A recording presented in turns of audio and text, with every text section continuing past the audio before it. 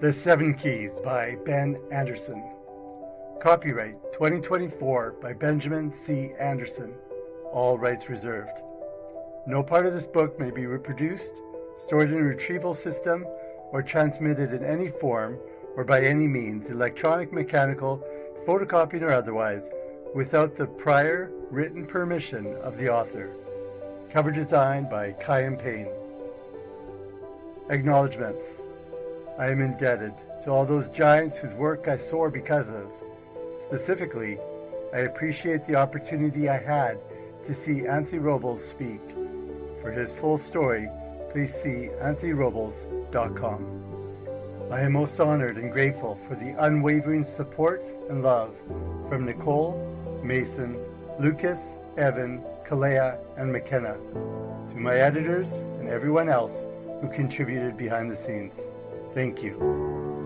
Dedication to my friend who is leaving the safety and routine of the norm, not only to navigate through the challenges that will come, but also to thrive because of them. Are you ready? Nothing is impossible. The word itself says, I am possible. Audrey Hepburn. Are you like me? In a constant search for the right book or the right coach to provide the key to your success? We order books and sign up for programs that promise to catapult us towards our goals with the confidence and motivation of a champion, crushing any obstacle in the way. Well, I'm sorry to burst your bubble. This will not, nor will any other book or program, be the magic bullet to unleash your untapped greatness. I can hear you scoff and ask, well, if this is the case, Ben, then why did you write yet another book that may end up collecting dust? I wrote this book to remind you that you are not broken or lacking any essential gift. I believe that you have been blessed with everything you need. It's already inside of you. The ingredients have been lying dormant, waiting for an expert on yourself to unlock and release it. Now you're probably waiting for me to tell you that I'm that professional with the key. Nope, sorry again, I am not. But I would like to introduce you to that expert. This person knows intimately what makes you tick. More importantly, they know what has held you back and even how you have sabotaged your own success. You got it. You are that expert with the key to unlock the chains holding you back. A great coach can help you uncover the things you question about yourself, but ultimately, it is you who knows where you are headed and why you have made certain choices. You even understand why you have not taken the action that could lead to the desired results. It may be hidden. You may be in denial. Deep down, you know why you keep holding on to those chains that prevent you from growing. Let's embark together on a journey to unlock those shackles. Table of Contents. Chapter 1. The Dream. Chapter 2. They can't hear you. Chapter 3. Modern travel. Chapter 4. A royal lineage. Chapter 5. An unlikely success story. Chapter 6. You are a miracle. Chapter 7. Baby steps.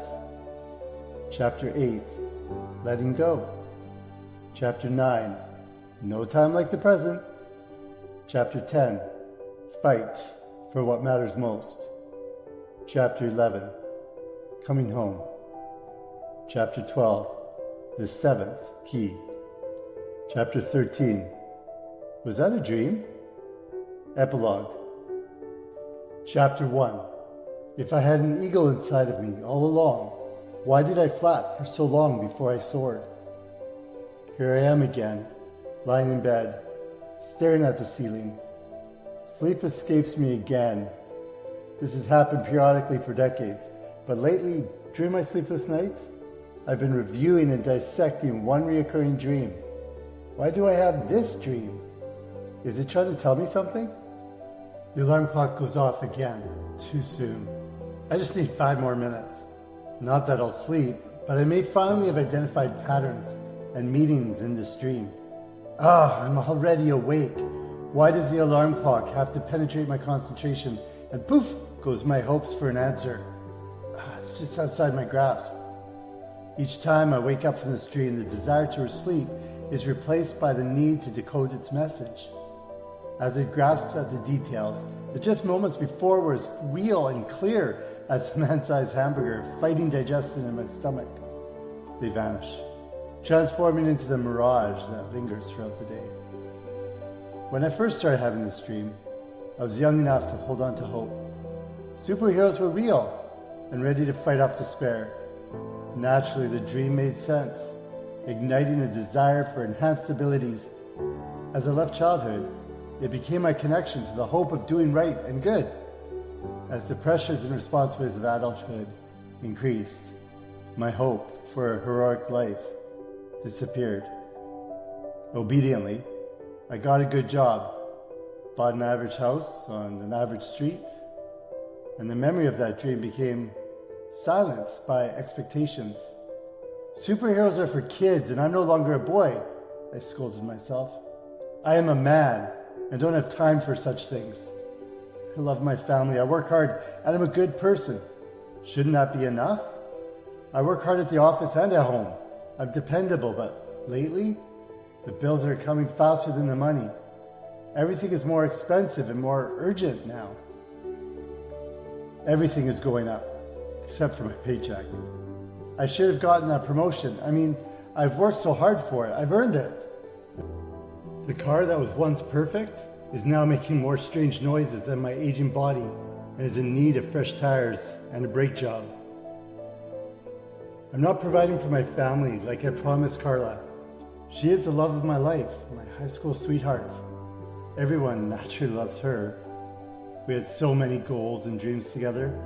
I remember her squeal of joy when I proposed to her. I remember how giddy she was when she found out we were carrying our first child. She was so full of life. I haven't heard her laugh like that for a very long time. She doesn't deserve these struggles. I'm not the man that she married. She seems so distant lately, or is it me pushing her away? Did she resent my comments that one of us should find a second job? She already has the kids and her part-time work. How can I ask more of her? How can I say no to yet another school activity because it costs too much? I have failed as a dad, as a husband, and as a provider. What good am I? I work long hours but don't get paid overtime. I put more into that company than anyone else and deserve the promotion and raise that was just offered to the boss's lazy nephew. All I ask is that I be recognized for my hard work. Is that too much to ask? After slaving all day, I come home exhausted, embarrassed to face my family. So looking for distraction, I scroll on social media, congratulating all my friends on their accomplishments. I should be spending time in my real life and playing with my family, but how can I look them in the eye when I've failed them so?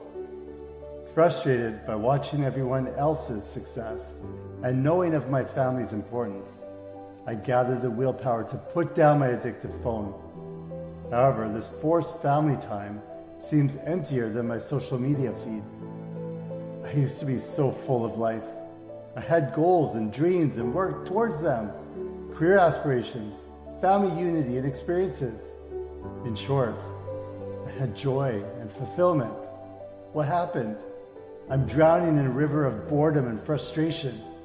At first, I thought it was just me, but I see that the enemy has entered my relationships and my home. Family is a team sport, but I am the source of the unrest.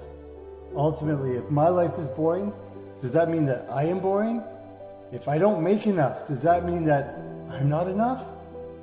I wouldn't be surprised if Carla wants out, or if she wants me out. I mean, who could blame her?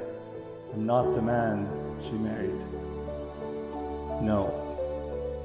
I remember the days when I was 30 pounds lighter, spontaneous and adventurous. I was fun to be around. Why can't I find that guy anymore? My kids used to see me as their hero. Now I feel their disappointment. Maybe the adventure of this dream is reminding me that there's so much more. That I am so much more. The dream. Why that dream? It has repeated itself over and over throughout my life. I still remember the first time. It's so clear. I'm running. I feel awkward, yet I continue across the field. The field is at my elementary school in Sherwood Park, Alberta, in Canada, where I grew up. I'm running away from something, possibly bullies. I feel lead weights on my legs. I can't run fast enough. Right before I'm caught, my motivation changes, and I want to save someone. This need is motivation enough. It loosens the weights. But despite the extra motivation, it doesn't feel like I'm able to move fast enough. So naturally, when I can't run any faster, the next logical move is, yes, you guessed it, is to flap my arms like a bird, of course. I think that the vertical up and down motion will increase my horizontal speed. I know, I don't understand it either, but hey, it's a dream. As I build up my flapping speed, thick eagle feathers grow from each palm and continue up each flailing arm to cover both tricep and bicep. Powerful feathers envelop. For some strange reason, I feel no anxiety over my plumage. Somehow, I innately know what to do with my new wings as they caress the air and draw my body through the sky with control. Of course, I do a few flips and dives through the playground, celebrating my freedom from the clutches of gravity. How high can I climb? Soaring high above the playground and the field, I'm empowered by a newfound desire to reach for new heights. In any arena, I was born to be an eagle. This dream is so clear that it's real. Now, although it begins the same and ends with me waking up, the context and the details get all mixed up. This morning is no different. Even though I wake with a feeling of anticipation for something more, it's quickly replaced by frustration. Frustration around what I'm missing, and frustration around the lack of hope. With gloom clouding my eyes, I glance at the clock. Oh no, I've lost track of time. Now I'm late for work. Again. This is the third time since being passed over for promotion. Oh well, I guess it's back to the grind. I'll probably be fired if I'm late. My wife and kids will leave me and I'll end up under a bridge somewhere. However, perhaps if they overlook me for the promotion, they may overlook me coming in late. I've got responsibilities, but no time to figure out dreams.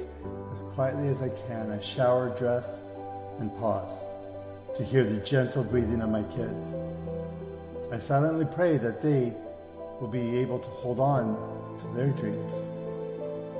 Without a sound, I slip out of the house and into the car. Oh man, I'm late. Oh, and I forgot breakfast. Again, great. With my annoyance building, I squeak towards my usual route. I barely drive a block before I see a sea of taillights laughing in my face. Oh, I knew this construction was here. I'm so dense, I yell. I can take Eagle Heights and cut through to Destiny Ave and come out in front of the plaza, skipping all this mess. Squeaking out of the stop traffic, I hit the accelerator, waking up the sleeping cylinders as I race onto the residential street. Smiling to myself, I laugh at all those still stuck in traffic, rounding the final curve much too fast, and thinking about which unhealthy breakfast option to choose at the nearest fast food dealer. I see a little boy dart out between two parked cars. Swerving, I think, that little boy looks like I did when I was a kid. Time stands still as I thankfully miss him. I see the concrete traffic dividers coming towards me, and in slow motion, the world spins around me. Blinking and struggling for breath and clarity, I ask, "What? What's all the noise? Ow, my head! Ow, how did I get out of the car?" Pulling the pieces together, I realize the car is flipped upside down, smashed to bits, especially the driver's side. Confused but smirking, I sigh, I guess I don't have to fix those brakes now. My humor is short-lived as I see someone is in the car in the driver's seat. I shout into the quiet, mocking morning air, "Wait, I was alone. What? That person looks like me. Help! Can someone help? Over here, help!